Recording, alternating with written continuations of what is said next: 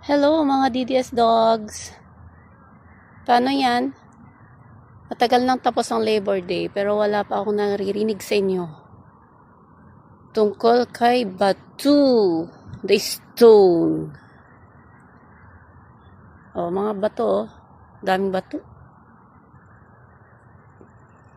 Ilang buwan na bang hindi nagpapakita, hindi nagtatrabaho. Pero wala pa rin kayong say. Huwag ganun.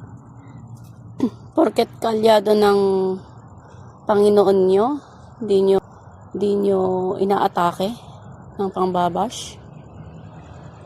Walang ganyan na. Dapat pare-pareho. Dapat pantay-pantay. Balita ko ang sahod niya, kulang-kulang 300k or